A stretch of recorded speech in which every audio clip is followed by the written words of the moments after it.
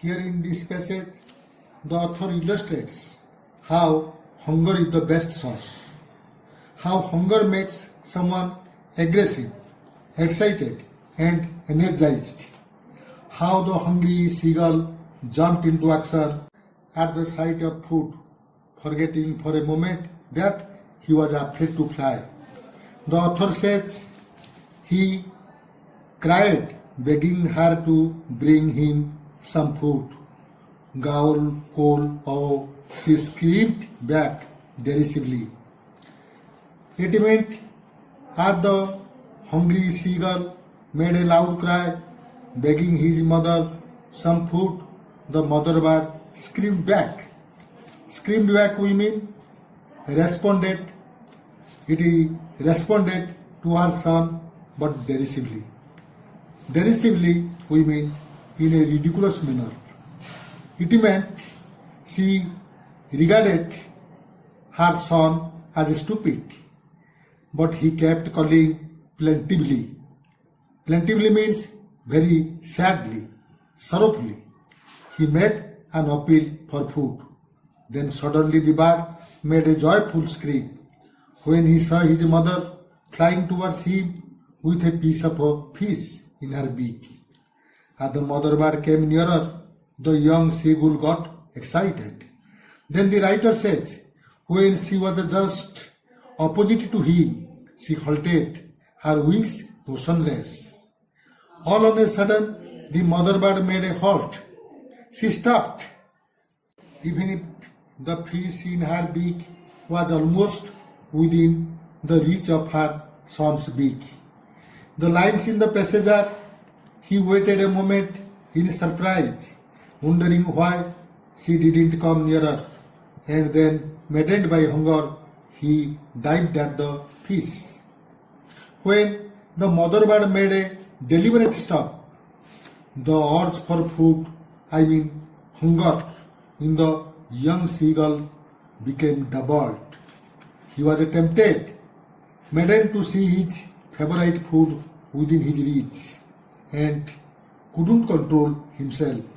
Out of hunger and excitement, he rushed to action, dived at the fish. Dived, we mean he made a quick jump to catch at the fish.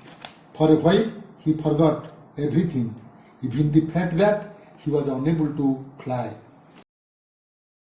In this passage, the writer portrays a rare moment experience in a young seagull's life.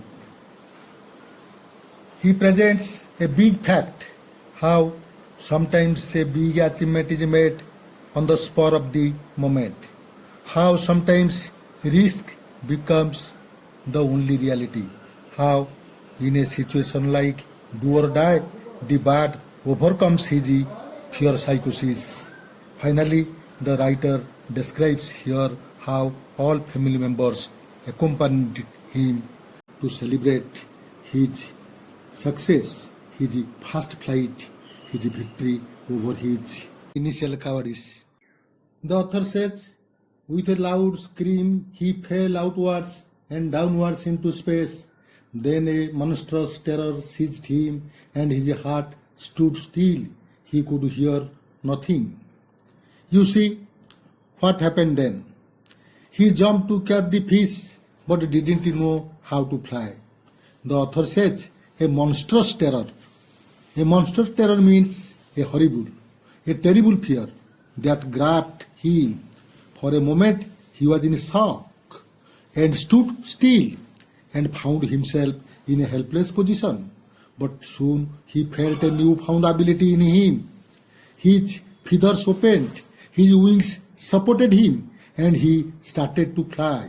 He could now feel the wind against his breast feathers, under stomach, and also against his wings. He could also feel his wings cutting through the air. He was now soaring. Soaring we mean rising high in the air or flying high up, though he was feeling a little bit nervous and losing sometimes his balance. But he was no more afraid to fly.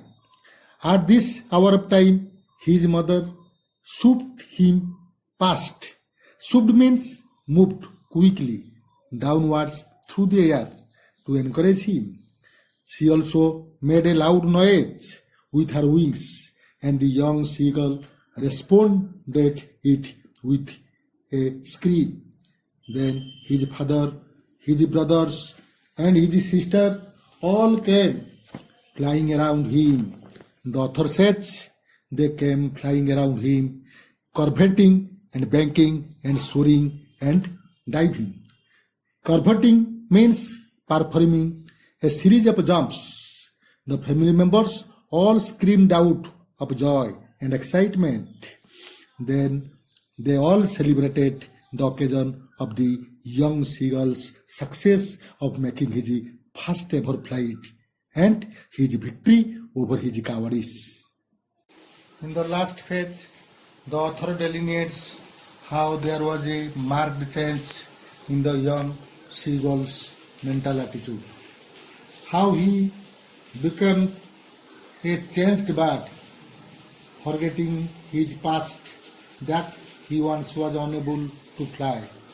Besides, the writer describes how gradually the bird perfected himself in the art of flying in the sky and floating on the sea, and ultimately how he felt proud for making his first flight a grand success. The lines in the text, he commended himself to dive and soar and caw, shrinking shrilly, expresses the seagull's feeling of joy and exultation. Shrinking shrilly, we mean the high-pitched sound, the high and loud and forceful sound that the bird made out of excitement and exultation. The bird could do all those things he once feared. He could fly straight over the sea and watch the green sea and mountains beneath him. His parents, brothers, and sister had landed on the green sea beforehand. They were beckoning to him, calling shrill. Beckoning we mean gesture, as they were proud and excited to welcome him to the green flooring of the sea.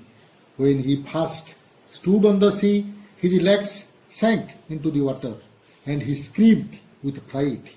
He screamed with fright, we mean he made a high-pitched sound and got panicked. He made an attempt to escape but failed. He was tired and exhausted due to hunger and weakness. He then calmed down. His belly touched the sea and he started floating. He couldn't believe to himself that he was floating on the sea he was once afraid of. He also discovered his family members floating around him, celebrating his success with a great joy and excitement. They also praised him for his victory and offered him food. Thus, finally, the young seagull conquered his fear and made his first flight. Now, the story comes to an end, leaving certain high moral points for the youth. Everyone, like the young seagull, is afraid of, is hesitant while taking the first step, while taking his first attempt. But one shouldn't forget the fact that journey of 1,000 miles begins with one. Besides, fearness is all but in the mind. With confidence, courage, and a little bit of motivation, one can overcome his fearness and reach his goal.